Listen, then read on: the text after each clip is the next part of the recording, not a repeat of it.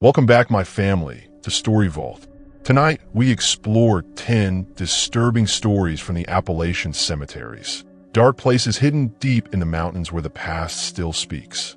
These are stories of people who found themselves in terrifying situations and found things no one was ever meant to see. So hit that like and subscribe button, share with friends, and tell me in the comments where you're watching from and what time it is there. Now, let's begin. I was 24 when I took the job at Devil's Den Cemetery. People hear the name and snicker, or they lean in and ask if I'm scared. Truth is, I like the quiet.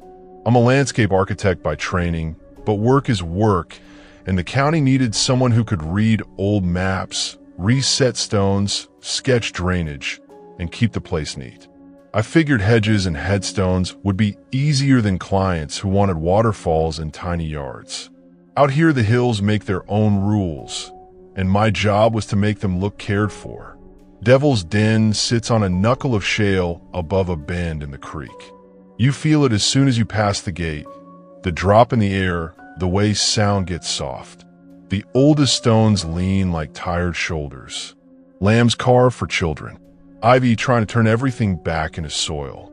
There are family plots with iron fences that have half melted into orange lace. By mid-morning, when the dew burns off, a warm mineral smell rises, and it's like standing inside a cold stove. I kept a notebook in my back pocket and a pair of gloves wedged in my belt. If the grass was cut straight and the borders mulched, I could breathe a little better. People warned me about the history before I started. They did things there, one woman at the hardware store said, and wouldn't look me in the eye. What things? Old ways. She left it at that. I'd heard the same story from a dozen mouths. There had been a group in the 1800s led by a man named Cornelius Blackwood. They'd gather on that ground at night for ceremonies. Not witches, not devils, just rituals nobody wanted to explain. Whatever they were enough to give the hill its name. I told myself not to lean on rumor. I had work. The board wanted a new section mapped, some stormwater basins dug, and the Blackwood mausoleum stabilized. That last one worried me. The mausoleum sits alone on a cove of grass under two huge beeches, a square of granite with a bronze gate and a slate roof. The lintel reads Blackwood in a clean, deep cut, and there's a line of dates below it that runs like a list of storms. On my second day, I measured hairline cracks around the corners and noticed what didn't fit. Fresh scuffs on the bronze, tiny dents along the edge where a tool had been levered. Someone had been trying to pry it. I started seeing other small wrongs. A trowel left behind in the lilies. Cigarette butts mashed out near the Confederate section, though nobody visiting those graves ever smoked around them. Wax in a circle behind a stone angel, black like it had burned hot. On the east slope, a rectangle of turf had been lifted like the lid on a box and laid back down in a hurry. When I knelt, I could smell turned clay. The edges of the rectangle were too neat to be animal work. Hands had done it, careful hands that also knew how to leave without footprints. I took photos, log dates, and brought it to the county office. They said they'd tell the sheriff. We'll have patrols swing by, the clerk promised. If they did, I didn't see them. I changed my rotation. I made sure to spend the last hour of daylight near the mausoleum, raking and pretending not to watch. I kept my phone on me and a small can of pepper spray in the pocket of my vest.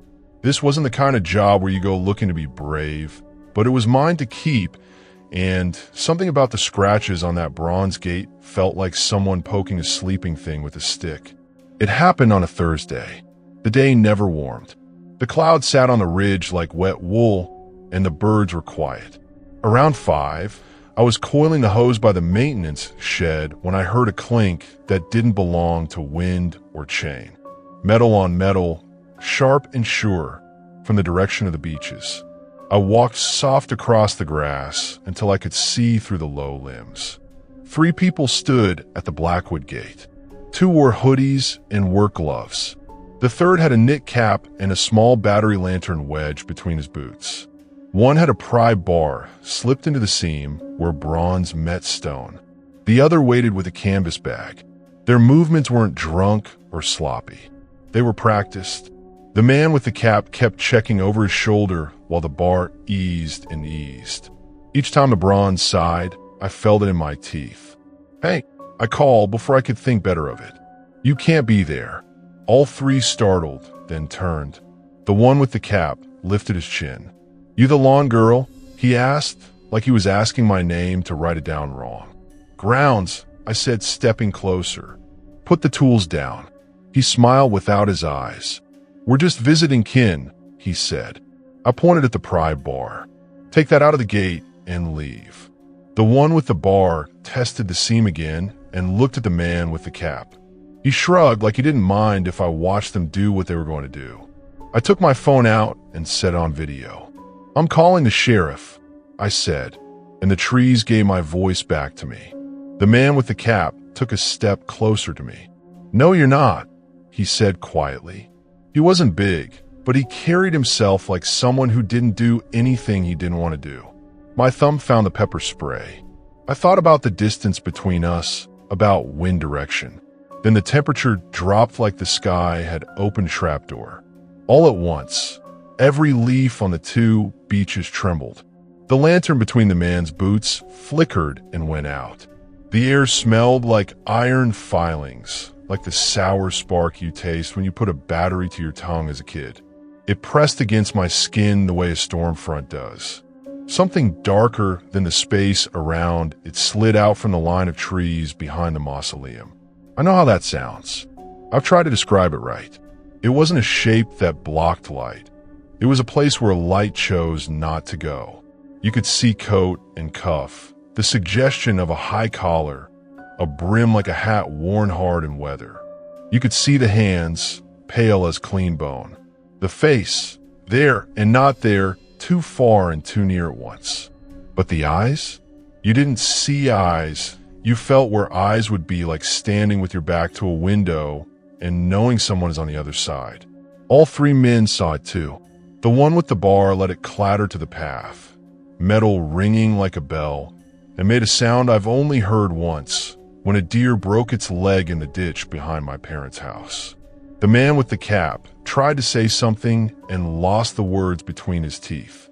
The third grabbed the bag and backed into the beech trunk hard enough to shake down twigs.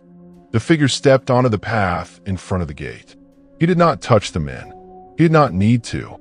The air around him narrowed like a throat closing.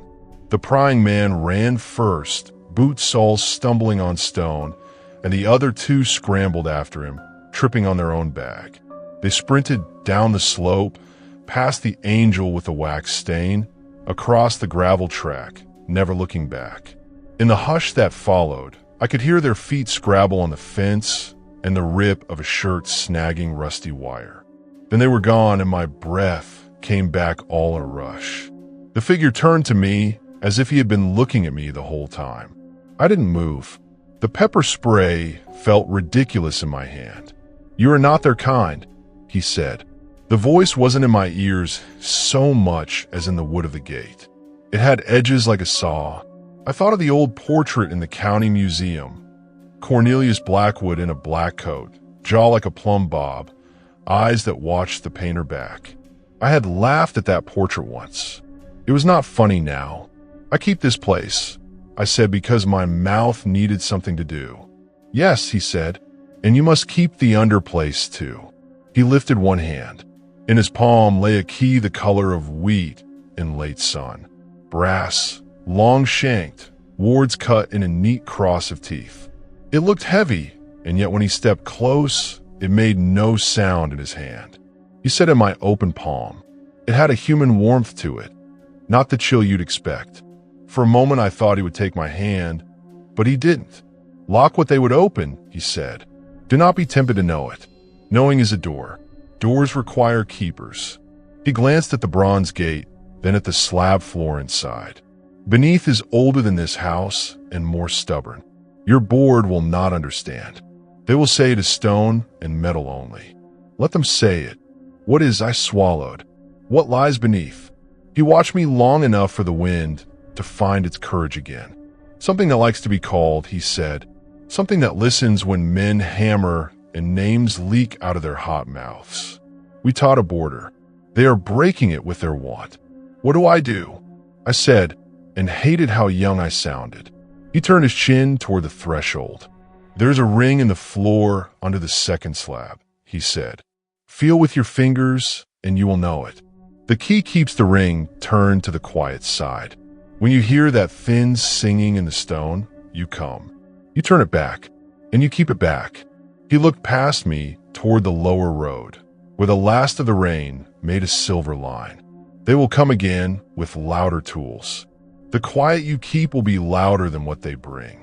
He stepped back, and for a second the leaves behind him showed through his coat, like water showing through smoke. Deny them, he said. Deny yourself.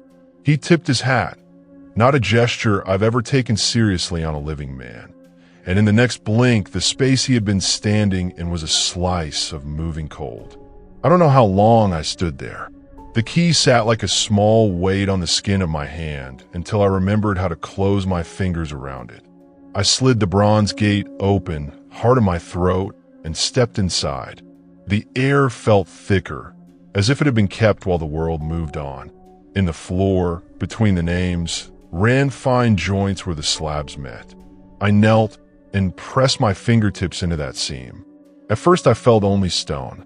Then my ring finger found a small crescent of metal, round and smooth like the inside of a wedding band. I hooked it. It would not lift or turn. I took the key out, set the blade into a slot I couldn't see, and gave it a careful twist. The entire floor made a sound like a breath through teeth. A pressure I hadn't known was there eased. My shoulders dropped as if someone had lifted a beam. It was not dramatic. It was the relief of a door you didn't know was swollen, finally setting back into its frame. I locked the bronze gate, made a note to replace the scratch pins, and called the sheriff's office to report attempted vandalism. I told them what I could prove: 3 men, tools, a pry bar on the ground, boot prints across the lower grass, damage to county property. I did not tell them that a man dead for more than a century had handed me a key. I didn't think they would send more patrols for that. They did drive through twice the next day, lights off, and I was grateful for the show of it. The clerk from the county board called about estimates for pointing the mausoleum mortar, and I said I'd get them. I also asked, as lightly as I could, if our records showed any reason there would be a mechanical fixture under the floor. Probably just a crypt drain, she said. Don't fool with it. I said I wouldn't. The men came back on a Sunday night 2 weeks later. I knew they would. Want like there's doesn't tire. I heard the new sound before I saw them. Not the clink of a bar, but the scream of a small battery grinder. Sparks nicked the bronze like fireflies. I didn't call out this time. I walked in fast and hard and hit the floodlight switch on the shed. The hill jumped from dark to white. One of them cursed and killed the grinder. Another raised a hand to block the glare. Before they could move, the cold swept down again, and I felt the thin singing the man had described, under my feet in the bone of the hill. It was like the tune a saw makes when you bend it high and wrong. I ran to the gate. The lock stuck and then gave. Inside, I dropped to my knees and found the ring without thinking. The key slid true. As I turned it, the singing fought me, growing thinner and higher until the edge of it sliced through my teeth. I kept turning. When the key reached its mark, the sound broke all at once like a string popping. The air settled. Outside, the men ran again, and I let them go. I leaned both hands on the stone, forehead against the cool slab, and breathed until my breath belonged to me. After that, I changed what I considered part of my job. I ordered heavier locks. I cut back the shrubs so there were no shadows to stand in near the gate. I asked for and got a motion light for the upper slope.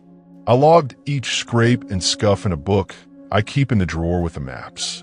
I told the board we needed a small fence around the beaches to protect the roots. They argued about cost. I told them tree health mattered for risk management, which it does. They approved it without asking why my hands shook a little. I wear the key on a leather thong under my shirt now. At home, it stays in a steel box with a click you can feel through your fingers. I don't show it to anyone. Some nights when I walk the lines and the bats lift off the low branches like thrown leaves, I see the edge of a coat at the tree line, a figure with patience rather than hunger. He doesn't come close. He doesn't have to. A nod is all it takes between keepers. People ask me if Devil's Den is haunted. I say it is tended. They ask about the name, about the stories of old ways, about the man in the portrait with the jaw made of lines. I say the land remembers what people make it remember, and some things made here prefer quiet to noise. I say I cut grass and reset stones and listen. I say I keep gates. When kids hop the fence on dares and scatter beer cans in the lower corner, I pick them up and leave a note on the school's office door. When a woman brings lilies and leaves a ribbon, I fix the bough after she's gone so it won't blow loose. When I hear that thin singing, I turn the ring to the quiet side, and I keep it there. Not because I want to know what lies under all that stone, but because I don't. Because the hills do fine without our curiosity pried in with a bar. Because once, a man who knew the ground better than me put a warm brass key in my hand and asked me to protect what he had already learned to fear. That's the part nobody understands when they tease me for working a graveyard so young. They think bravery is going down into something to see how deep it is. I think it's standing at the mouth and telling it no. I think it's keeping your hands off the one latch you were told not to touch, even on the night the wind is high and the dark says your name.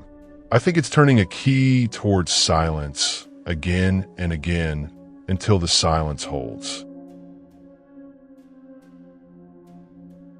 My name is Rebecca, and I've worked as a registered nurse at Sinking Creek Regional Medical Center for almost 9 years. I've seen my fair share of suffering, accidents, illnesses, slow declines that pull families apart. But nothing prepared me for the night I met Margaret Holbrook, or the promise I made to her that dragged me into something I'll never forget. It was late October when Margaret was admitted.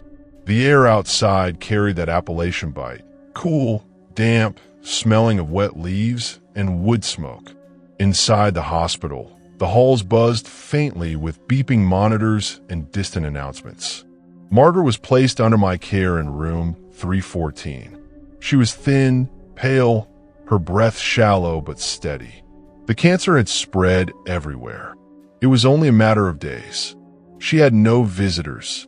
I checked her chart 3 times, thinking maybe I'd missed a family contact, but there was nothing. That night, when I helped her sip a little water, she grabbed my wrist with surprising strength. "Rebecca," she whispered, "promise me something." I leaned closer. "Of course, Margaret. What is it?" Her eyes glistened with something more than pain. "My daughter, Sarah. She's buried at Sinking Creek Cemetery. I haven't been to her grave in years.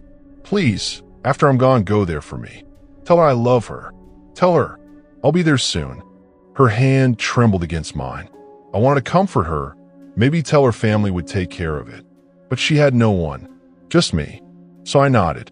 "I promise, Margaret. I'll go." She sighed, almost relieved, and closed her eyes. Hours later, in the early morning hush, she slipped away quietly while I was still on duty. I went home that morning exhausted, the kind of bone-deep weariness nurses know too well. I collapsed into bed and slept past noon. When I woke, my phone was buzzing. Unknown number. I answered groggily. All I heard was a faint, static-filled voice. It was a girl, young, crying. "Mama, Mama, where are you?" Then silence. My stomach tightened. I pulled the phone away, stared at the screen, call ended. Later, I checked the number. It was listed as Sarah Holbrook. My blood went cold. I knew that name. Margaret's daughter, the girl she had begged me to visit. I searched her file again at the hospital the next day. Yes, Sarah Holbrook had died years ago. Car accident.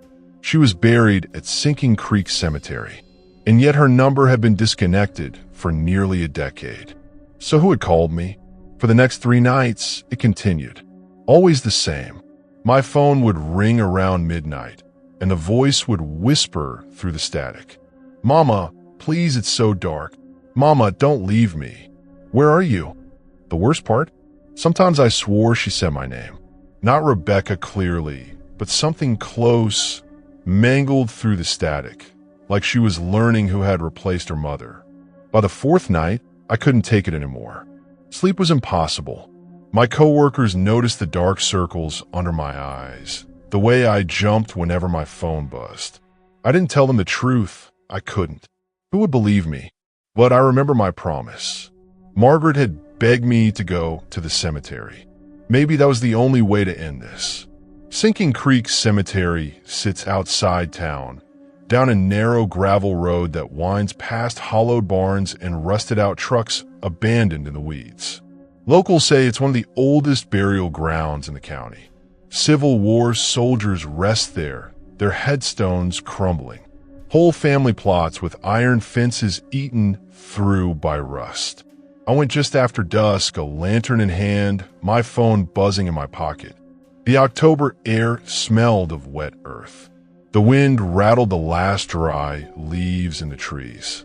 The cemetery gate creaked when I pushed it open. My light swept across leaning stones, moss growing thick on the names.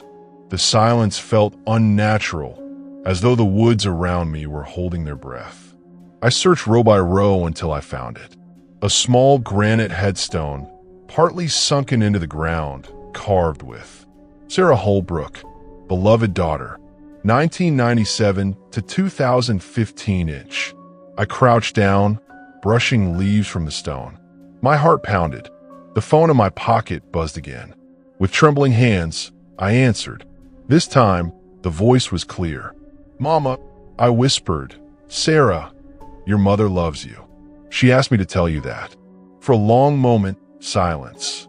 Then the air grew colder, my breath fogging in front of me.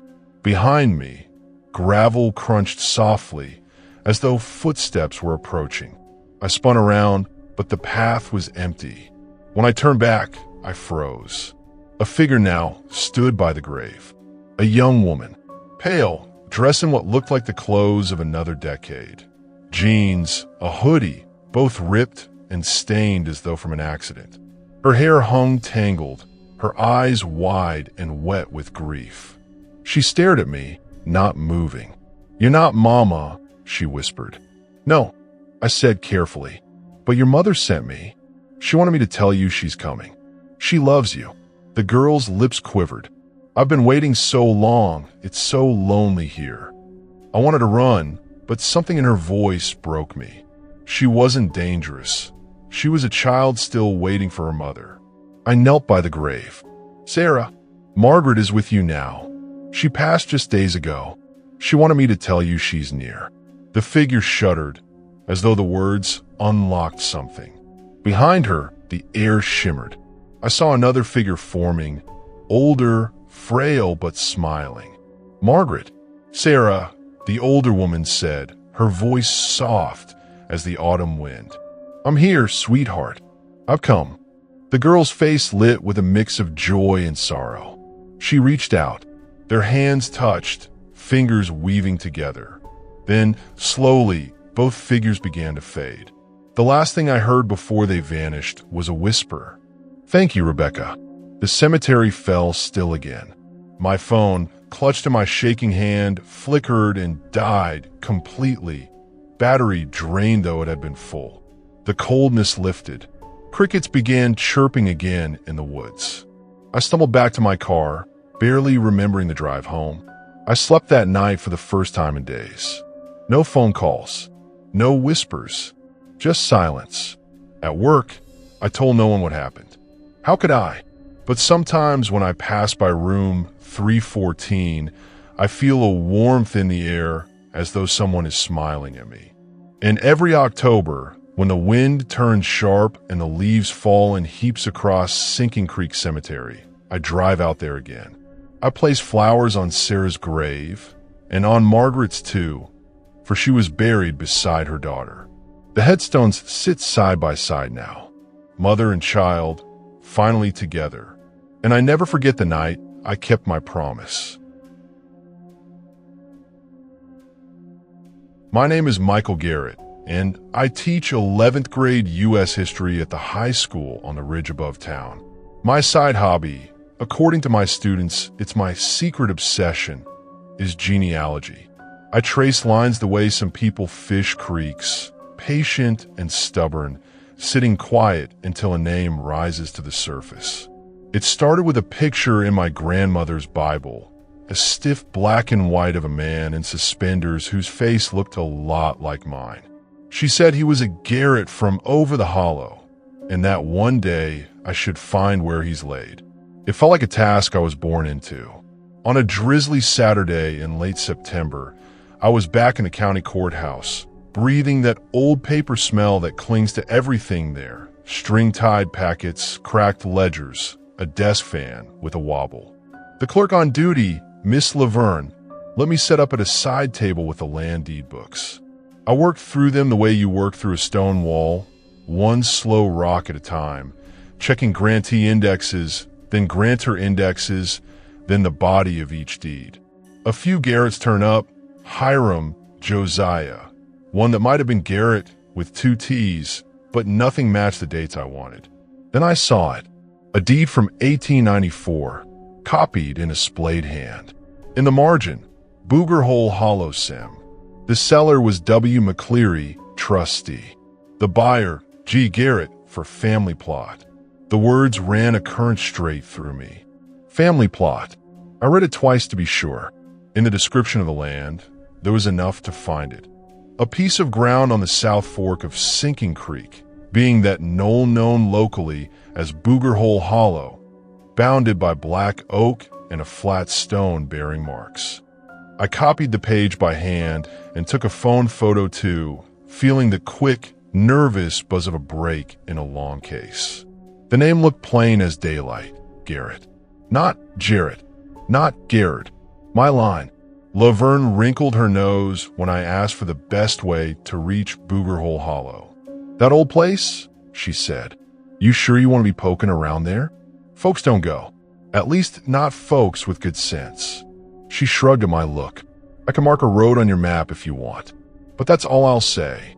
I told myself it was just superstition. You hear stories about every ridge and graveyard out here. My grandfather used to say the mountains keep what they want. I folded the map and reached for my keys like I was merely going out for milk. The road turned to gravel sooner than the map suggested, and then to dirt. The rain had quit, but the trees still shook droplets down as I drove. When I cut the engine, the woods fell over me like a hell breath. Booger Hole Hollow was a notch in the hills, a place where sound got lost. I walked along the path the deed described, crossing the South Fork of Sinking Creek on 2 rocks slick as soap. On the other side was a rise, not much more than a shoulder of earth, with a fence of bent wire. That was the cemetery. There was no gate. I stepped over a low spot and stood among the stones. Some were field rocks, some proper markers, most leaning. Names had been eaten by lichen. The ground felt soft, the way ground gets when it has been opened and shut too many times. I don't know what I expected, but the first thing I noticed was how disturbed everything looked. Dirt mounded fresh at the foot of a couple of graves. A rectangle of sod had been peeled back and laid carefully to the side, like someone testing a trap. Closer to the center, I found a flat stone the deed mentioned. It lay flush with the earth, wide as a table, gray like storm water. I crouched and wiped wet leaves away. Under the slime were shallow carvings, circles that intersected, lines like spokes, a ring of tiny notches all the way around. It didn't look like letters. It looked like something someone made with a purpose and a patience I could feel in my teeth. I took out my camera. I use an older DSLR that's never given me trouble. I framed the shot, the stone square in the middle, leaves pushed back so the carvings showed. I half-pressed the button. The autofocus hunted. The screen flashed and went black. I turned it off and on. It made a grinding noise, then gave me a simple, blank message I'd never seen. Card error. I pulled the card and blew on it like that would help. I put it back and tried again. The battery icon blinked red, though I'd charged it that morning. I slid the battery out, warmed it in my palm, clicked it back. The camera woke, lagged, then died. I told myself it was the damp. Moisture messes with all kinds of things. I took out my phone instead. When I held it above the stone, the screen dimmed, then brightened, then coiled into a pixelated curtain like a bad TV. I snapped anyway. The shutter sound chirped. I looked at the gallery. The photo was there for a heartbeat, gray, carved lines crossing like threads, then it vanished. The thumbnail went black, as if the phone blinked. A breeze came through, cold as if it had passed over ice. The hairs along my forearms lifted. Somewhere below me in the hollow, a crow let out a single flat call. From the trees on the hill opposite, where the brush thickened, I heard what I told myself at first was wind. But the more I listened, the less it sounded like that. It was low and even like a hum of bees, only it wasn't bees and it wasn't words, not the way I know words. It rose and fell together, not one voice, but many, all on the same note, like they had practiced. I stood very still. The sound didn't go away. It came from more than one direction, or else it was bouncing around the hollow. I tried to mark where it was strongest and couldn't. It was not chant in the church sense, but it had that pull. It felt like the sound wanted my chest to breathe along with it. "Hello," I said, and my voice sounded wrong. The hum bent and twisted, then settled back into itself. I thought about the fresh dirt on those graves and had a shapeless fear that maybe I had walked into somebody's ceremony. I started to back away from the flat stone. That was when footsteps rustled behind me. Not the sound of a deer taking off, but the steady brush of a man coming up a path he knew well. I turned fast and nearly dropped the phone. He was old without being frail, beard like winter grass, eyes sharp like he had been waiting for me all morning. He wore a denim jacket that looked as old as he was, and his boots found dry ground without effort. He carried a walking stick, not to lean on, but the way a man carries a tool he has used for years. "You done?" he asked, not unkind. His voice was a rasp, but steady. "I was just taking a picture," I said, and heard how small that sounded. "Camera won't keep it," he said, matter of fact. "Won't keep the sound neither." I swallowed. "Do you look after this place?" He nodded once. "Someone has to."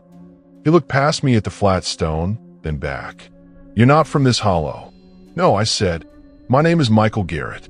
I teach at the high school. I'm tracing family lines. I found a deed, 1894. Said G. Garrett purchased a plot, Booger Hole Hollow. I thought maybe my people were here." I pointed at the flat stone. That marker there was in the description. He studied me some more. A small rain started up again, a thin, cold sprinkle that you feel on your eyelids first. He didn't blink. "You found a name and followed it," he said. "That's a straight path to crooked places." "I don't mean any harm," I said. "If I've disturbed something, I'm sorry. I can go." "Going is good," he said. He gestured at the stone. "You keep fooling with that, you won't like what comes out. That ain't a stone for you to carry home in your head." I felt anger rise against the fear, a teacher's stubbornness. "It's just a rock," I said, "with carvings. I'm trying to document my family's plot. I thought maybe my great-great-grandfather." The man raised one finger, and somehow that stopped me better than shout.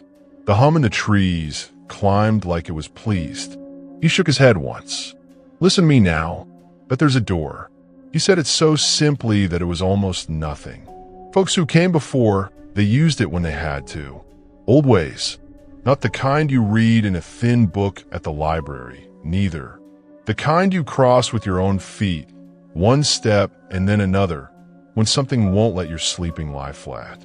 I looked down at the carvings again, and they did look like a plan of a place, or the way water spins down a drain, lines that circle tighter until there is no more line. A door to where? I asked, because I'm not good at letting things go. He looked at the trees, and the trees looked blacker, somehow, in the wet.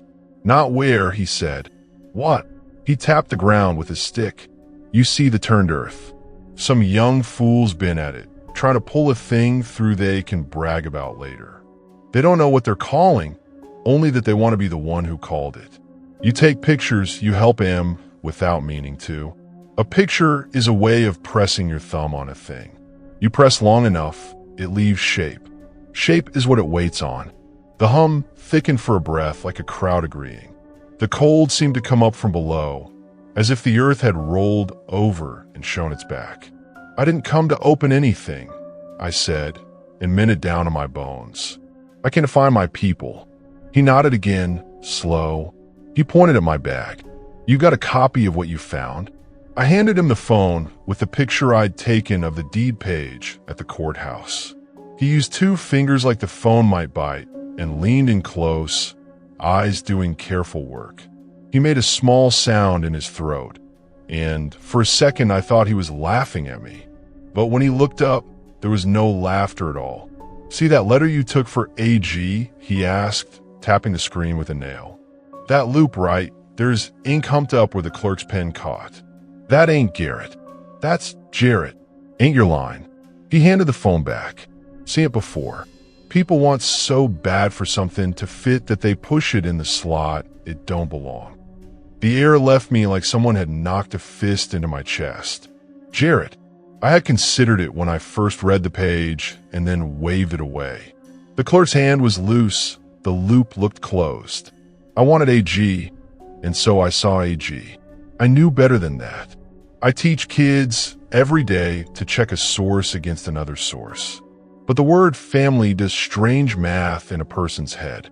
I could check the index again, I said, but my voice didn't hold much fight. Cross-reference the seller too. There might be, there could be a later deed. You can look, he said. Library's there for looking. But this place ain't for you. He put his hand on the top of his stick and turned toward the trees, then paused. You hear that? He asked. I listened. The hum had drifted farther off, then came back, low and even, as if it had circled us and found the note we were making.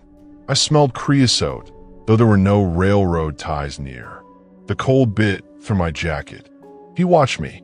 They like to see if your breath lines up with theirs, he said softly. Don't give it to him.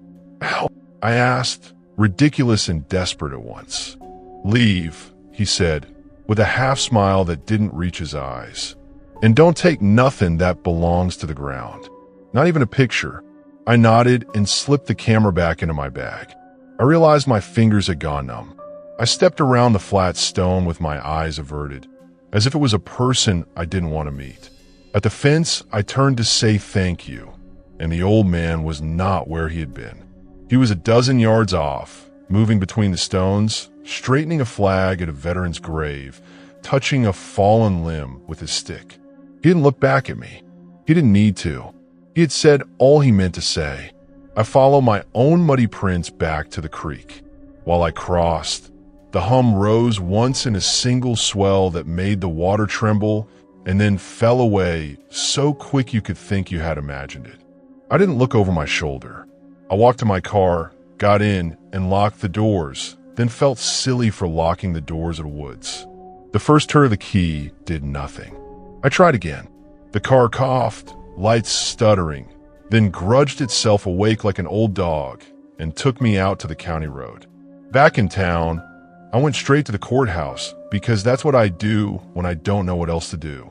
Laverne looked up as if she had been waiting for me. Back so soon, she asked, and I could tell she smelled rain and something else on me.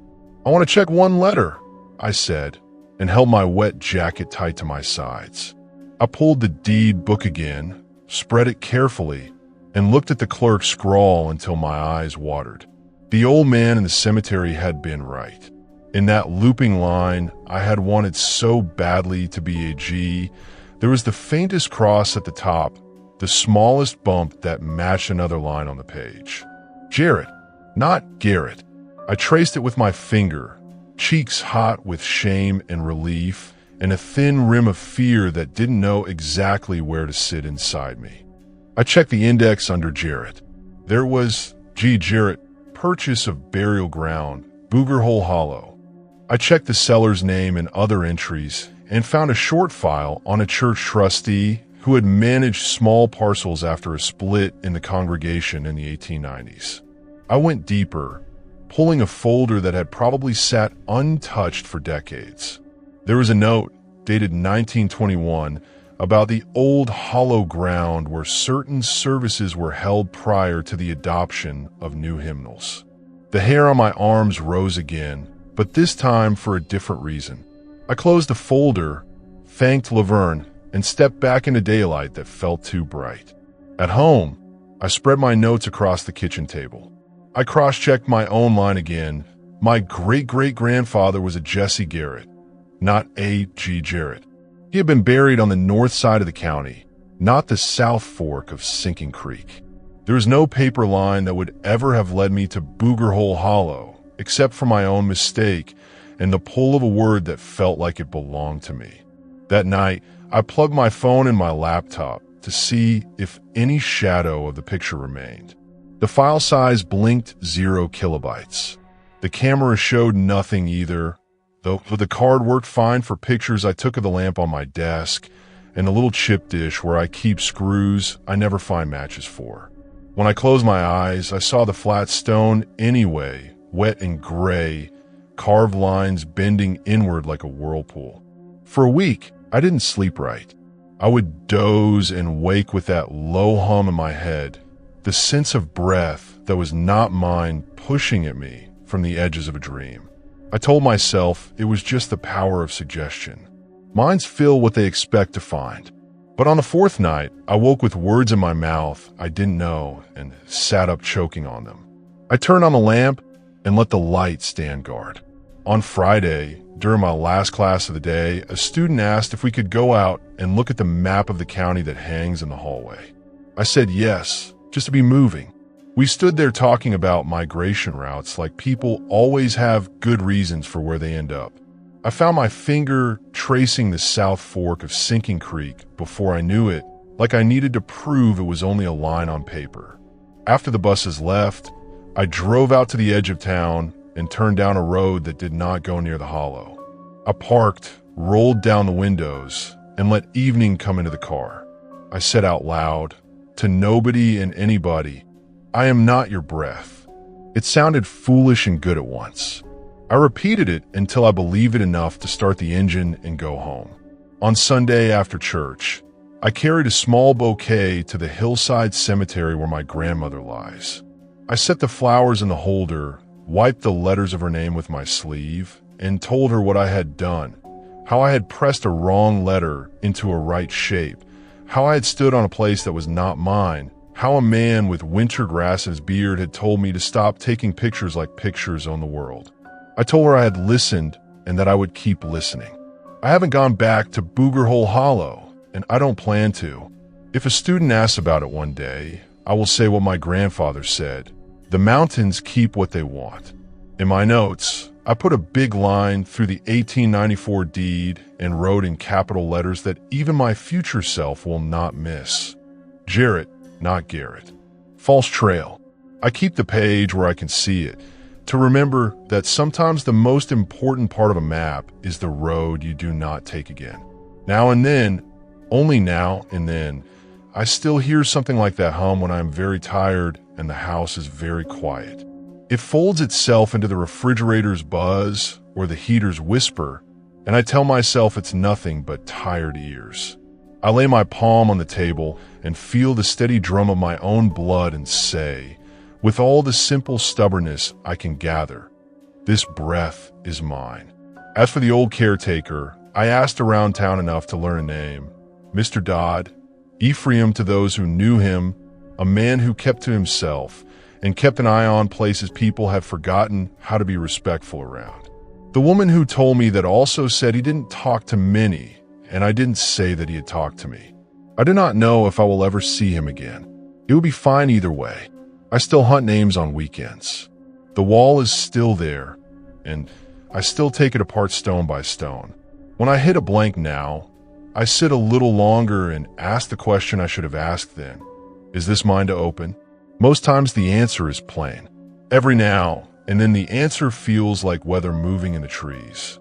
On those days I close the book, stand up, and go take a walk around the school track until the old need to push a thing into a place it does not fit passes out of me like a bad breath. People like to say the dead rest easy. I don't know if that has ever been so. I think maybe it's us who need to learn the easy part, the letting alone. What I know is this. There are doors in these hills made of things that don't look like doors, and if you lean too hard on one out of pride or hunger, you might find it opens in rather than out. If you go through, don't say I sent you. I will be over here, marking my lines again in pencil, holding my camera in my lap with the lens cap on, listening to the plain quiet of my own house, and letting the hollow keep what it has always kept. My name is Joshua Winters, and I've been wandering the forgotten corners of Appalachia with a camera slung over my shoulder since I was 19. I call myself an urban exploration photographer. Though out here, there aren't many cities to explore, just abandoned factories, hollow churches, and cemeteries that time has nearly erased. People tell me it's creepy work, but I've always believed the lens is a kind of truth teller. The camera doesn't lie, even when the human eye convinces itself nothing is there. That belief was tested the night I went looking for Witch's Rest Cemetery. It was one of those places that sounded half legend, half geography. I'd first heard the name on an online forum where explorers trade maps and warnings. Someone posted that Witch's Rest had layers of time folded over itself, that you could see headstones from the 1700s standing beside graves dug in the 1900s, though the county had no record of new burials. Most of the replies called it a hoax, but one man wrote, "If you find it, don't try to take it with you. The dead there don't allow it." That was enough to light a fire in me. Finding it wasn't easy. Witch's Rest doesn't show on GPS, only in scraps of directions written by men long dead. Follow the old timber road until the stone bridge. Turn left past the hollow oak. Go where the creek runs thin, and you'll see the gate. I spent 3 weekends failing. The path would vanish, or I'd end up at the wrong ridge. Then one chilly November afternoon, clouds bruising over the mountains, I stumbled on the bridge, 2 sagging slabs of stone over a trickle of water. My pulse jumped. The timber road narrowed, swallowed by brush. I found a hollow oak, wide enough to crawl inside. Beyond it, the creek cut thin across shale, whispering. And there, at the bend of the path, stood a gate. Rusted iron, crooked but still closed. Witch's Rest. The first thing I noticed stepping inside was the quiet. The woods had gone still, as if sound itself hesitated to cross that threshold. My boots crunched gravel, too loud. The second thing I noticed was the stones. They didn't belong to one time.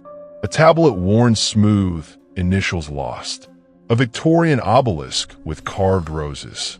A marble slab polished clean, like it had been set yesterday. The longer I walked, the less sense it made. Eras bleeding into each other, graves arranged in patterns that fought logic. I lifted my camera and started shooting. Grave by grave, angle by angle, filling the card.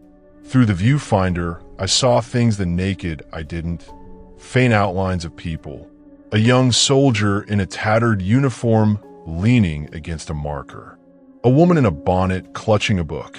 Children sitting on the grass, still as photographs from the 19th century. They weren't solid, more like the thinnest glass, light bent around them, but they were there. My hand shook as I checked the playback.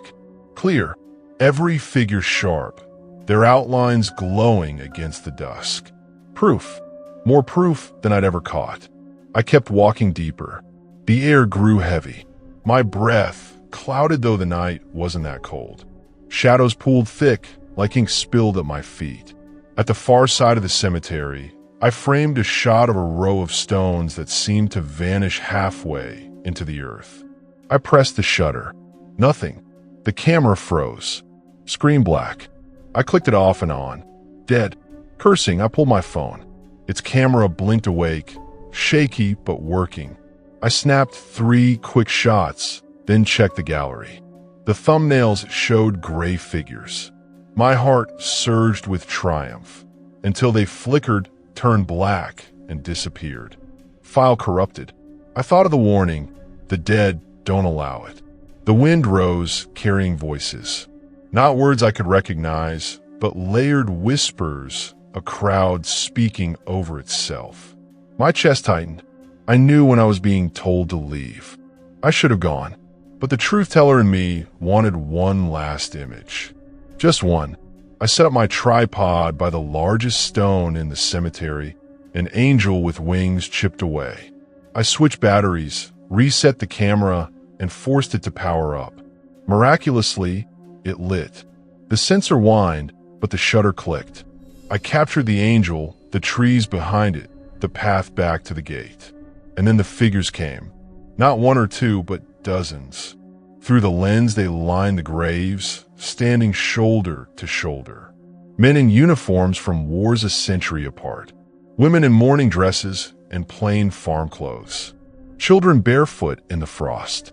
They didn't move, didn't blink. They just watched me. I lowered the camera. Nothing. Empty graves. Dead leaves. But when I raised the viewfinder again, they were closer. A step nearer. A wall of eyes, hollow and endless.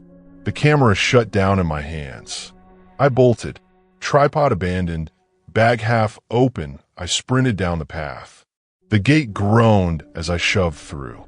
Behind me, the whispers rose into something like laughter, brittle and thin. Branches scraped my jacket as if fingers tried to catch me. I didn't stop running until the stone bridge lay behind me and the woods sounded like woods again. Back at the car, I checked the camera. The memory card was blank. Not empty, blank, as if nothing had ever been written. Same with my phone. The gallery showed black squares where the photos should have been. I plugged the phone into my laptop at home, hoping to salvage something. Every file read 0 kilobytes. Gone. The next day, I went to the county library to dig. An old historian, Dr. Holcomb, was in the archives room.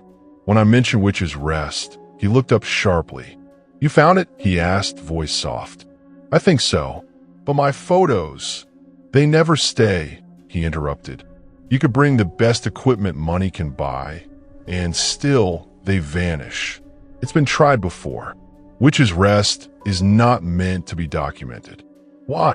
He leaned back in his chair, sighing. "Because the place isn't fixed. It exists in more than one time at once. The tragedy there never settled. Families buried their dead in anger, in secrecy, in shame. Centuries of grief stacked like layers of shale. What you see depends on where you stand when you stand. Cameras try to pin it to one moment. The cemetery refuses. The spirits protect it." He glanced at me, eyes narrowing. "They let you leave?" "Yes," I said, though my voice cracked. "Then be grateful. Others have not been so lucky." That night, lying in bed, I dreamed of the figures again. They stood at the edge of my room, row after row, waiting. When I woke, the air smelled like damp earth. My phone buzzed once. Screen lit, then black. No message. I don't chase cemeteries anymore. My photos now are barns, bridges, rusted trains. Things that stay where they are. But sometimes, when I edit in the dark, a faint outline appears in the corner of a shot. Too quick to catch, too clear to be a trick. Always watching, always waiting. And I remember the wall of eyes in Witch's Rest, standing still in every century at once, daring me to try and trap them again. I never will. My name is Beth Coleman, and I've lived in the mountains my whole life. Folks call us ridge people, like we're part of the land itself. But lately I've begun to feel like a stranger even in my own home. Times were hard. Bills piled up on the counter faster than I could pay them. And every night I lay awake listening to the old furnace wheeze, wondering how long before it gave out. My husband had left 2 winters ago, chasing work downstate and never really coming back. That left me with my son, the house, and the land passed down from my grandparents. On our land, there's a small family cemetery, fenced in with iron that's turned the color of dried blood. It sits high on the hill above the garden, shaded by oaks that have seen more funerals than weddings. My people always said the dead needed company, so we kept the place trimmed and neat. But I hadn't been up there much lately. My grief and worry kept me tethered to the house, as if walking among the stones would remind me just how heavy life already felt. One late afternoon in early spring, after a long day of washing clothes and counting the few dollars left in my wallet, I decided to climb the hill. I don't know why exactly. Maybe I needed the quiet. Maybe I wanted to talk to my grandmother the way I used to when I was little. The air smelled of damp soil, and the creek below whispered as if carrying secrets downstream. The iron gate groaned when I pushed it open. The stones stood crooked, some leaning like tired shoulders, names worn faint but still legible. I walked the rows slowly, brushing moss away with my sleeve, murmuring the names I knew by heart. That's when I heard it. A sound so faint I thought it was the wind at first. Then clearer, a child crying. Thin, high, muffled. My skin prickled. I froze, ear straining. It came again, soft sobs, drifting from the far corner of the cemetery where the oldest graves rested under a thicket of ivy.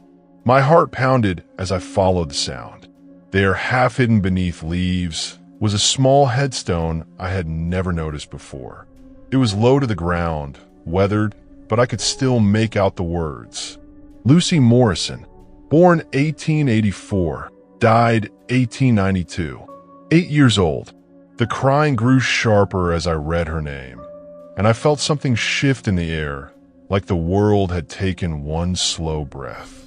I turned, and standing just beyond the headstone was a little girl. She looked pale, with dark curls tangled at her shoulders, wearing a faded dress that hung too short at the ankles. Her hands twisted in front of her as tears streaked her cheeks. "Where's Mama?" she whispered.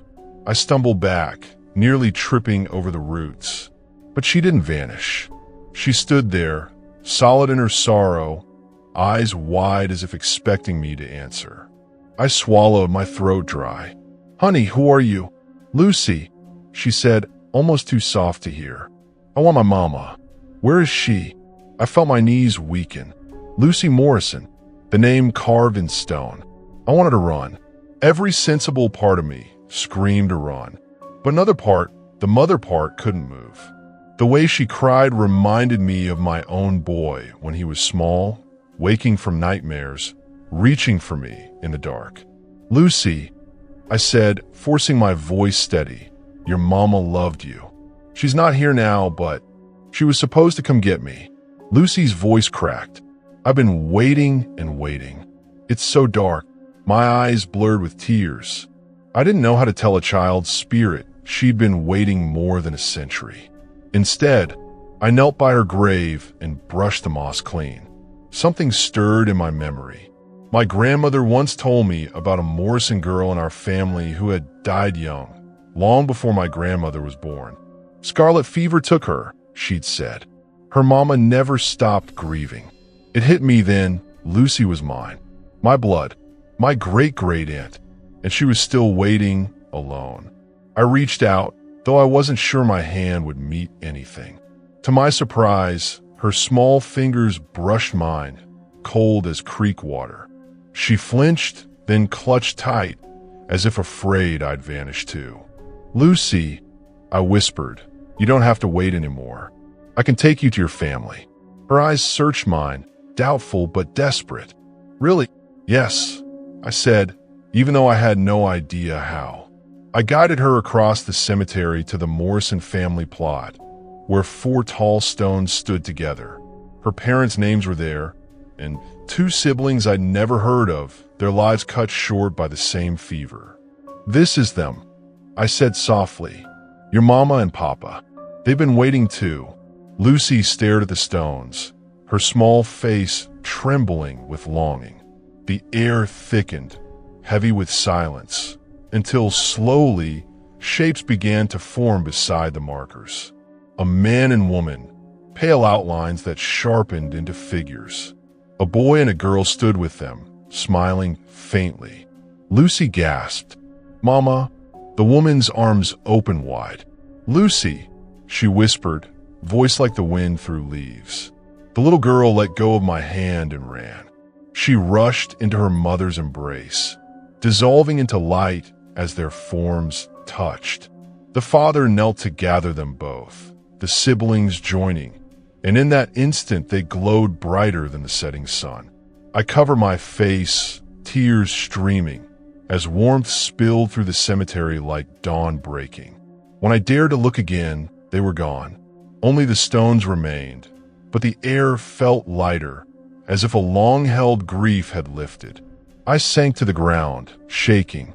My heart hurt, but not from fear, from awe, from the strange relief of knowing that a child lost for more than 100 years had finally gone home. That night, I dreamed of my grandmother, standing on the porch with her apron still dusted in flour. She smiled and said, "Thank you for helping our Lucy find her way." When I woke, I walked outside. The sky was pale, and the mountains were painted gold by morning light.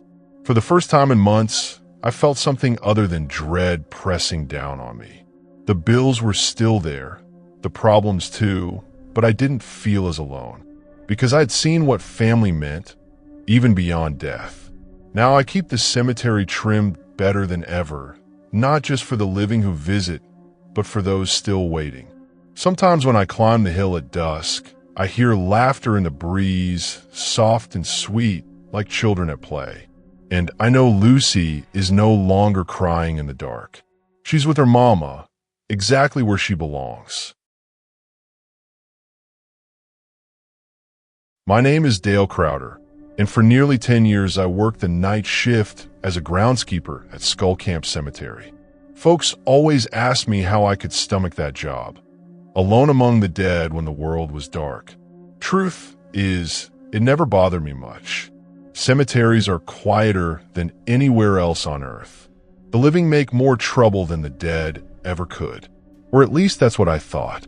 Skull Camp sits on a ridge in western North Carolina, the kind of place where fog clings low and the whip-poor wills never stop. The cemetery is spread wide, with plots going back to the Civil War.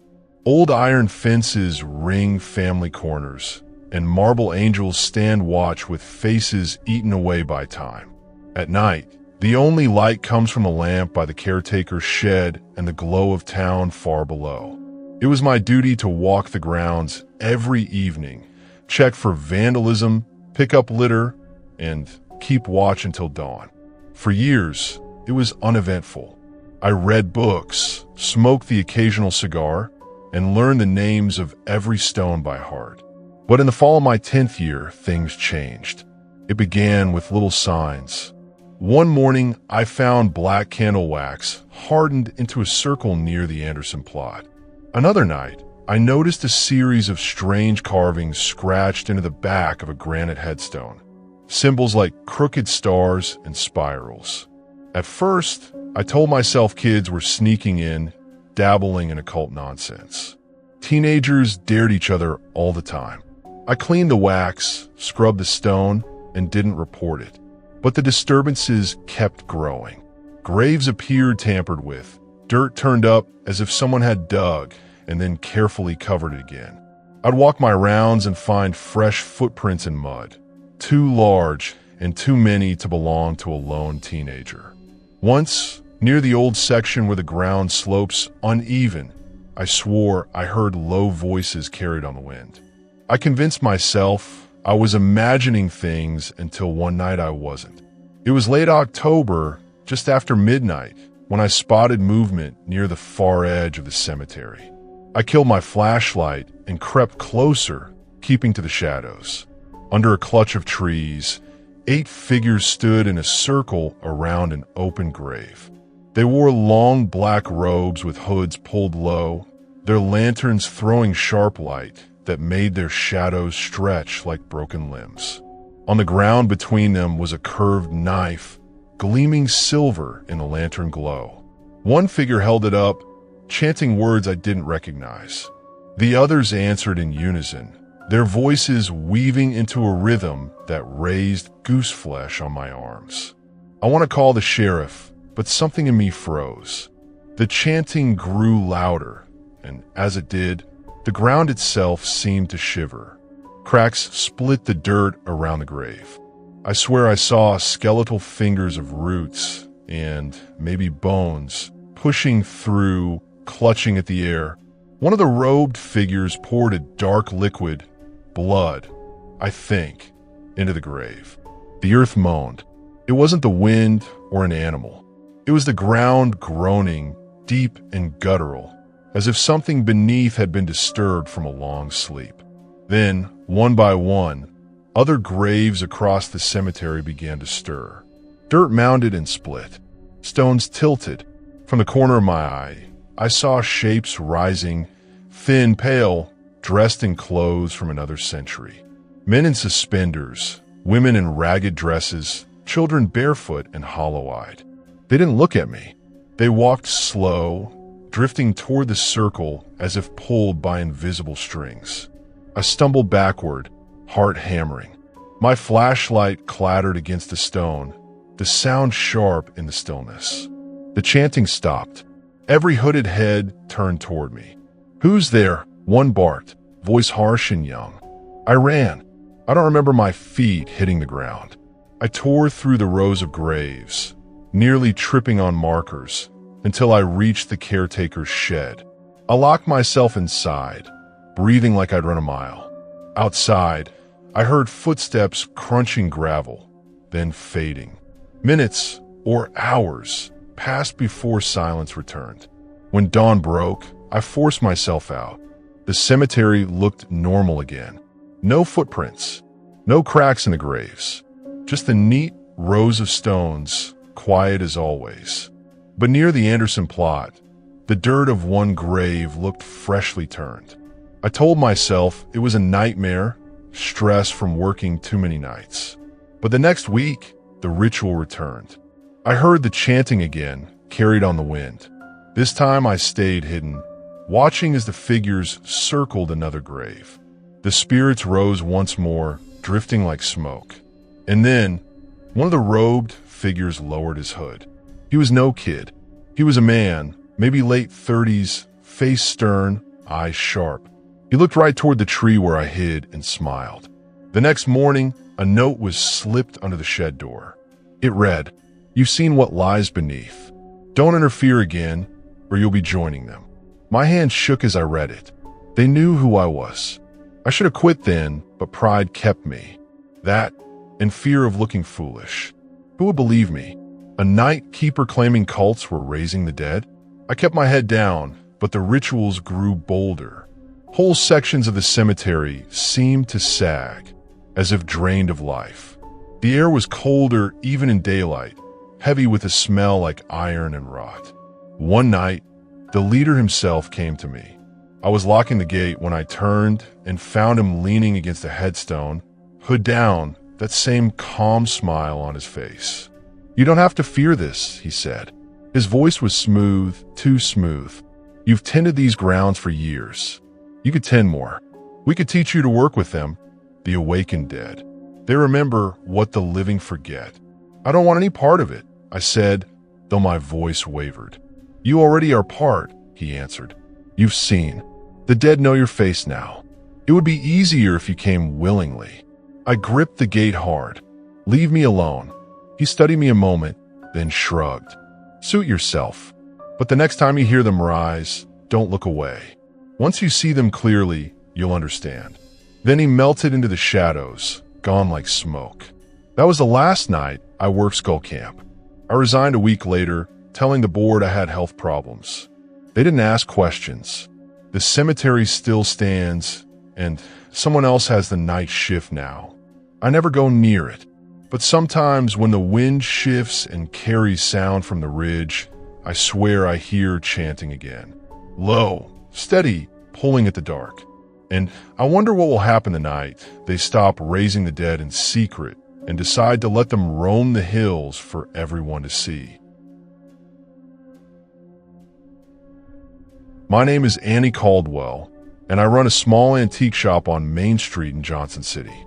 I've always had a love for the old and forgotten, the kind of objects that seem to hum with history when you pick them up.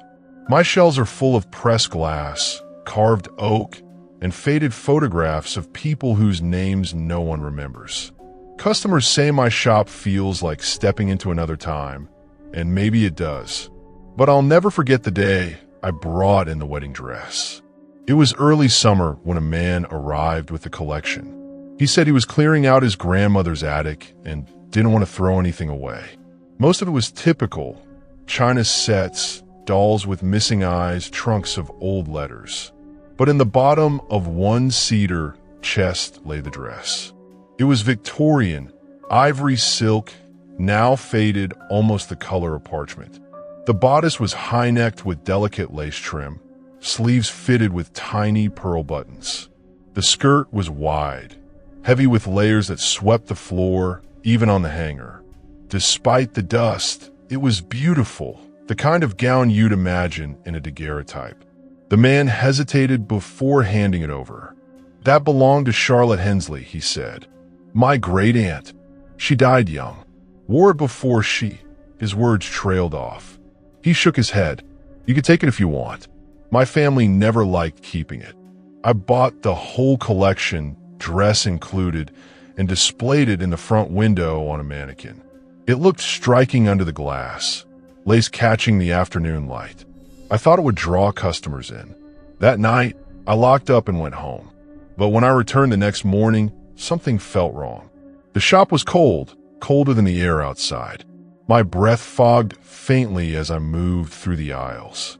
Several porcelain figurines had toppled from the shelves, though I'd left them secure. And the mannequin, it had shifted. The dress now faced away from the window, turned toward the interior of the store, as though someone had moved it during the night. I frowned, telling myself it must have been me, too tired to remember. But then, when I touched the silk, a shiver crawled through my skin. The fabric was ice cold, as though it had just been pulled from a cellar. Customers noticed too. A woman browsing jewelry clasped her arms and muttered, "Why is it so chilly in here?" A young couple asked if I had turned the air conditioning up. One man, staring at the dress, grew pale and left without buying anything. That evening, as I was sweeping, I heard something faint, a sigh. It seemed to come from the corner where the mannequin stood. I froze, broom mid-swing. The shop was empty. Outside, Main Street was quiet, yet the sigh lingered, heavy with sadness. I tried to laugh it off. Antiques have energy, that's what I always say. Every object carries the memory of hands that touched it. But by the third night, I couldn't ignore it. I woke around 2 in the morning to the jangling of my shop's bell. My apartment is just above the store, so I heard it clearly. I rushed downstairs, heart pounding. The lock on the front door was still latched. No one had entered, yet the dress was no longer on the mannequin. It lay crumpled on the floor, as if torn down in a hurry. The lace sleeves were twisted, the bodice wrinkled, and standing in the shadows, just beyond the gown, was a woman. She was faint, pale as candle smoke, but unmistakable. A young woman with dark hair pinned in a bun, eyes hollow with sorrow. She wore no shoes, her face streaked with tears. She stared at the dress like it was both a treasure and a curse. "Charlotte," I whispered before I could stop myself. Her gaze flicked to me, desperate. Her lips moved, forming words without sound. Then she vanished, leaving only the heavy silence of the shop. I didn't sleep the rest of that night. The next day, I searched for her name in the county records.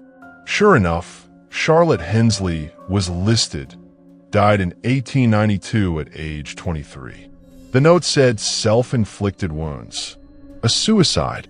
Rumors in an old newspaper mentioned she was set to be married, but her fiancé, Thomas Whitaker, had died suddenly of illness weeks before the wedding. She never recovered. The dress had been her wedding gown. She had never worn it down the aisle. The activity in the shop grew worse. Items slid from shelves. A mirror cracked without reason. A customer trying on gloves screamed, insisting she felt hands clutching her wrists. Cold drafts swept through even when windows were sealed. Each night, Charlotte's spirit returned, drifting near the dress, reaching for it, whispering words I couldn't understand. Finally, one night as I stood in the shop, I heard her voice clear as my own. "Thomas," she whispered, eyes fixed on the empty air. "Where are you?" I realized then she wasn't haunting me. She was searching for him, for Thomas, for the love she had lost. I couldn't keep the dress any longer. It wasn't mine to own. So the next evening, I folded it carefully into a cedar chest and drove out to the old Hensley Cemetery, deep in the hills where the family plots rested. The moon was thin, and the ground smelled of wet leaves. I found her grave easily. Charlotte Hensley, 1869 to 1892. I knelt, laying the dress across the stone. The silk shimmered in the moonlight, as if awakening. And then I saw him. A man's figure emerged beside hers. Tall, thin, with the gentle face I'd seen in the faded newspaper photograph. Thomas. He reached toward her, and Charlotte's spirit appeared too, brighter than ever. She turned, saw him, and a smile lit her pale face. They embraced, and for the first time I felt not sorrow but peace radiating from her. The two figures glowed together, hand in hand, and then faded slowly into the night, leaving only the dress draped across the stone. When I touched it again, it was no longer icy but warm, as though kissed by sunlight. I left it there, tucked beneath the headstone for them to keep. Back at the shop, the coldness lifted. Items stayed in place. Customers stopped complaining of unease. The air felt lighter, free, and though I still sell antiques, I've learned something I never knew before, that some pieces aren't meant to be sold because they still belong to the ones who never got to finish their story. Now, whenever I close the shop at night, I whisper into the quiet, "Rest easy, Charlotte. Rest easy, Thomas." And I believe they finally do.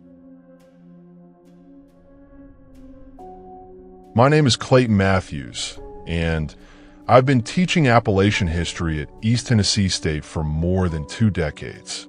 I've guided students through tales of coal camps, railroads, and floods, but nothing in any textbook ever prepared me for what I witnessed at Lost Soul Cemetery.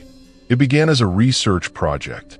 One of my graduate students, Jennifer Lewis, was studying the legacy of the 1896 mine disaster at Greystone Hollow, a tragedy where nearly 50 miners were buried alive after a shaft collapse. She'd read a passing mention of a burial site called Lost Soul Cemetery, where some of the miners and their families were supposedly interred. County records were vague, almost as if the place had been forgotten on purpose. Jennifer asked if I'd join her in investigating. I'd seen enough hidden cemeteries tucked in these hills to know it was possible. And so we packed our notebooks and cameras and set out one brisk October morning, finding it was harder than we expected. The old map referenced a ridge of twin oaks, but one oak had long since fallen, and the trail was little more than a deer path. After nearly an hour of stumbling through briars, we found a clearing. There, half swallowed by the woods, stood a cluster of stones leaning against each other like tired men. A rusted iron arch, nearly collapsed, marked the entrance. The words on it were barely legible, but if you squinted, you could make out, Lost Soul Cemetery. Jennifer and I exchanged a look. We had found it. At first, it seemed like any other neglected graveyard. Moss-covered stones, some toppled, others broken in half. But then I noticed something odd. One stone bore the date 1896, perfectly in line with the disaster. Yet the stone beside it had 1911 carved deep and sharp. That shouldn't have been strange. Cemeteries are used for decades, but the style of the carving didn't match. The 1911 stone looked as though it had been etched that morning. I knelt, tracing the letters. The granite wasn't weathered. No moss, no erosion. As though the stone itself belonged to a different time than the earth it stood in. Jennifer called me over. She'd found a headstone with a name she recognized from the disaster records. Elias Turner, one of the miners who died in 1896. But below his name was another line. Died again, 1917. That doesn't make sense, she whispered. We walked deeper, and the strangeness grew. Some stones seemed to flicker when you weren't looking straight at them.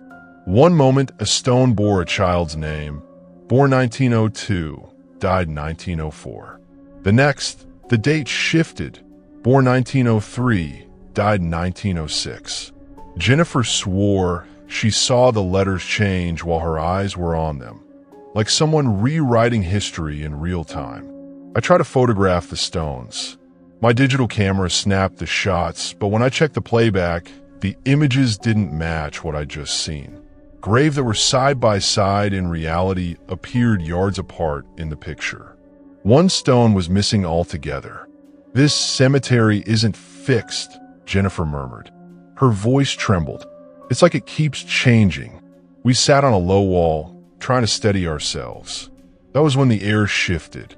A low wind passed, carrying with it the faint echo of voices. Not the sharp laughter of kids or hikers, but the strained, weary tones of men. I recognized it instantly, the sound of miners calling to one another through the dark. Get the beam up. Hold the wall. Lord, help us. The words weren't clear, but the panic was unmistakable. Jennifer clutched my arm. Across the clearing, we saw them. Figures, faint as smoke, wearing miners' caps and carrying picks. They stumbled, coughing, clothes caked in dust. Some collapsed beside the stones as though lying down for the last time. And then, as suddenly as they appeared, they were gone. But their absence was filled. Families now stood among the graves. Women in long skirts, children barefoot, clutching dolls. They cried out names, searching. A mother knelt beside a marker that hadn't been there moments before, wailing. The grief was so raw it twisted my stomach. Jennifer whispered, "It's all happening at once. The disaster, the mourning, the years after." She was right. The cemetery wasn't tied to one year. It was unraveling across multiple times simultaneously. Every grief, every burial, every desperate prayer layered over each other like thin sheets of glass. The more we walked, the more the land shifted. Headstones appeared and vanished. A row of graves stretched long, then blinked short again. At one point, I saw my own shadow double, one cast in the fading daylight, the other thrown sideways by no light at all. Jennifer wanted to leave, but something compelled me to stay a little longer. As a historian, I'd spent my life chasing evidence of how people lived and died. Here was all at once. Too much truth to walk away from. Then I saw him. A miner stood just ahead, clearer than the others. His beard was thick with coal dust, eyes wide with terror. He looked right at me, and his lips formed words. "They left us," he mouthed. "Don't let them forget." The weight of his stare hit me harder than any textbook ever could. I lifted my notebook with shaking hands and scribbled the words, promising silently that I'd remember. But the longer we stayed, the stranger it became. The air grew thick, hard to breathe, as though we were sinking into the grief itself. Jennifer swayed, clutching her temples. "We shouldn't be here," she gasped. "It doesn't want us here." She was right. The cemetery wasn't meant for the living. It was a wound, still bleeding across time. We stumbled back toward the rusted arch. The moment we crossed it, the heaviness lifted. Behind us, the graves seemed to dim, retreating in a shadow as if they'd never existed. The woods looked ordinary again. Back at campus, I tried to review the photos. Half were corrupted, streaked with static. The rest didn't line up with what we'd seen. Jennifer's notes told a different story from mine. Dates and names she swore she saw didn't match the ones I had written. It was as though even our memories had been warped. I've tried to rationalize it, chalk it up to fatigue, to imagination fueled by folklore. But I can't. That miner's eyes still burn in my memory. His words echo when I teach about the disaster. Don't let them forget. I haven't been back to Lost Souls Cemetery, and I doubt I ever will. But I know it's still there, shifting through time, carrying the grief of every family that lost someone to that mine. A place where history never settled, where the dead keep replaying their sorrow in an endless loop. And sometimes, when the wind blows just right across the hills, I swear I hear the faint clang of picks against stone, the cries of men buried alive, calling out through every year at once. My name is Tucker Harrison, and I'm a software engineer by trade, though most folks who know me would probably say I'm more of a hiker than anything else. I spend every free weekend in the Appalachians with my camera and my pack, hunting down waterfalls and ridgelines few people bother with anymore. Nature has always been my escape from the blue glow of screens, my reminder that life exists beyond keyboards and deadlines. But some things in those mountains aren't meant to be found. It was a cool afternoon in early September when I set off from a forgotten trailhead outside Cherokee County. The path was faint, little more than a deer track. The deeper I went, the quieter the woods became, until even the birds seemed hesitant to sing. By dusk, I had strayed far off the map, and that was when I found it. At the end of a narrow ridge, half hidden by rhododendron, stood a low stone wall with a rusted gate. Beyond it, the earth was dotted with headstones, many leaning, some broken clean in half. The arch above the gate bore an inscription chipped by time: Cherokee Tears Cemetery. The name alone sent a shiver down my spine. I'd read stories about these mountains, the trail of tears, broken treaties, families scattered. But this place wasn't in any of the books I knew. Inside, the graves were marked not only with English names, but also with strange symbols carved into the stones. Spirals, handprints, and shapes like running water. I crouched to photograph them. That's when I noticed something far more disturbing. Near the far end of the cemetery, a grave had been dug up. The dirt was fresh, piled in heaps. Bones lay arranged in patterns on the ground. Circles, triangles, even what looked like an arrow pointing north. Human bones, weathered but unmistakable. My stomach lurched. I raised my camera, hard hammering, but before I could take the shot, a twig snapped behind me. I turned. 8 people stood at the edge of the clearing. They were dressed in plain clothes, jeans, flannels, boots, but their faces were set with hard purpose. Each of them wore a necklace strung with bone fragments and beads. The man at the front, tall and broad-shouldered, held a staff carved with the same spirals I'd seen on the graves. "You shouldn't be here," he said flatly. My throat tightened. I was just hiking. I didn't know this place was here. The man's eyes narrowed. "Yet you found it, and you saw what you weren't meant to see." I raised my hands, palms open. "I don't want trouble. I'll leave. Right now." One of the women, her hair braided with feathers, stepped forward. "He's already seen too much. He knows the signs." The leader lifted his staff. "Do you understand where you stand, hiker? This is sacred ground. Our ancestors rest here, and we keep them safe from those who would disturb them. Outsiders cannot carry our secrets away." I won't tell anyone, I blurted. My voice shook. I swear. He studied me for a long moment. The others closed in, circling. My heart pounded so loud, I thought it might echo in the stones. Then he lowered the staff, though his eyes stayed sharp as flint. Words are cheap. Life is not. We have a choice to make with you.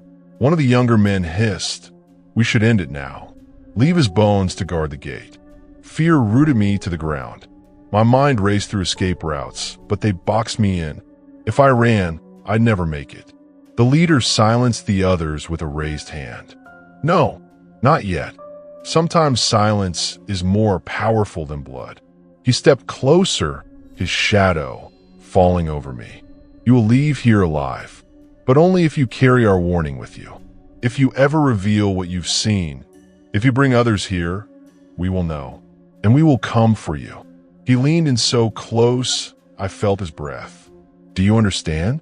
I nodded quickly. Yes, I understand. The circle opened, and the leader gestured toward the gate. My legs trembled as I walked out, too afraid to look back. The forest swallowed me, and only when I was half a mile down the ridge did I finally dare to breathe. I hiked through the night, stumbling, falling, scraping my hands raw against bark. By dawn, I reached a road where a farmer found me, sitting in the ditch, shaking. He drove me to town without asking questions. For days afterward, I tried to convince myself it had been some elaborate group of role players or spiritualists. But the memory of those bones, laid out with such precise intention, wouldn't leave me, nor would the certainty in the leader's eyes. He believed in what they were doing. And then there was the threat. We will know. 2 weeks later, back in my apartment, I received an unmarked envelope slipped under my door. Inside was a single piece of paper with 3 words scrawled in black ink. Remember your silence. I nearly dropped it. My building has locked doors, security cameras. Still, they had reached me. That was when I called the FBI. I didn't tell them everything. Not about the spirits I thought I glimpsed moving at the edge of the cemetery. Not about the smell of smoke that had no fire, but I told them enough. A remote burial site, evidence of grave disturbance, people conducting rituals. The agent on the phone was polite but firm. We'll look into it, he said, but I knew I had just broken my promise. That night, as I tried to sleep, I heard footsteps in the hall outside my apartment. Slow, deliberate, stopping at my door. When I yanked it open, the hall was empty. Only the faint smell of damp earth lingered. Since then, I've lived with the fear. I hike closer town now, never straying too deep. But sometimes I dream of Cherokee Tears Cemetery. The cracked stones, the spirals, the bones whispering from the ground. And in the dream, the leader is always there, staff raised, eyes burning. He never speaks, but I hear the words just the same. We will know. And I wonder when the silence I broke will finally cost me my life. My name is Samuel Garrett, and for the past 20 years I've served as pastor of Rock Creek Baptist Church, a small congregation nestled in the Appalachian foothills. My work is usually simple: weddings, funerals, Sunday sermons, and the kind of counseling that comes with knowing most of your parishioners since childhood. Faith, food, and fellowship. That's what our church runs on. But sometimes faith is tested in ways no seminary could ever prepare you for. It started with Martha Henderson. She's one of my most faithful members, a widow who visits her husband's grave at Salvation's and Cemetery every week. She came to me after a service one Sunday, trembling. "Pastor," she said, "something's wrong at the cemetery. I can't pray there anymore." I asked what she meant. Every time I kneel by Robert's grave, the air turns cold. I hear voices, ugly voices, cursing God, mocking my prayers. Once, I tried to recite Psalm 23, and my throat closed like invisible hands were strangling me. "Pastor, I feel unwelcome there." Not just unwelcome, hated. I'd heard people talk of chills, of strange noises in graveyards, but the look in Martha's eyes told me this wasn't nerves. This was torment. I visited the cemetery myself a few days later, just before dusk. The place had always felt peaceful to me, perched on a gentle rise overlooking the creek. But that evening, the atmosphere was different.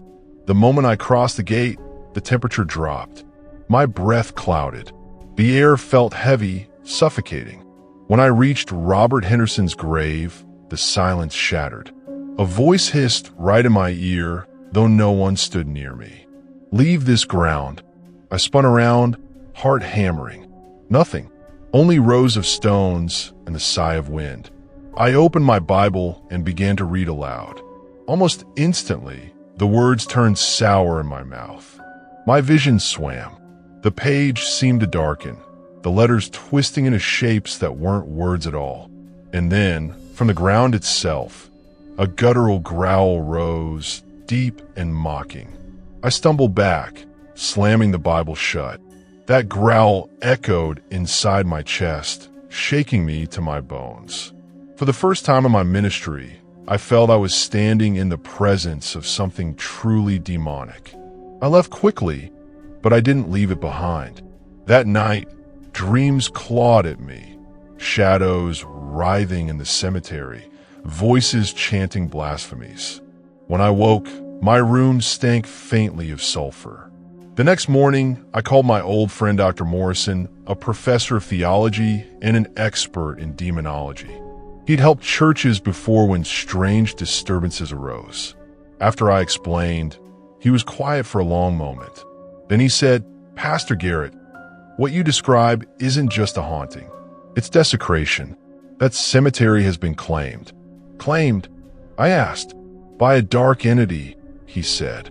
"Something that feeds on grief, corrupts holy ground, and twists it for its own purpose. If it prevents prayer, if it mocks scripture, it's not just restless spirits. It's something worse." He agreed to meet me at the cemetery the following Friday night. We arrived at dusk, armed with nothing more than our Bibles, blessed oil, and faith. As soon as we stepped inside, the same oppressive chill closed around us. Morrison raised his lantern, scanning the stones. "It's here," he whispered, "and it knows we've come." We began with prayer, voices steady, scripture rising against the silence. At first, the ground trembled lightly, like distant thunder. Then came the attack. The air split with a shriek, high and piercing, making my ears ring. The lantern flickered violently before shattering, plunging us into darkness. Shapes moved between the stones, shadows thicker than night, darting closer. A blast of cold slammed into my chest, knocking me to one knee. "Stand firm," Morrison cried. He pressed the cross he carried against the ground, his voice thundering. "By the blood of Christ, this ground is not yours." The shadows shrieked in answer, swirling together into one towering form. Its face was void, its mouth a black wound that spat curses in languages I didn't know but felt in my soul. My knees buckled under the weight of its presence. I tried to pray, but my throat locked. The thing laughed, a deep, rattling sound. My body shook with fear, and then something shifted.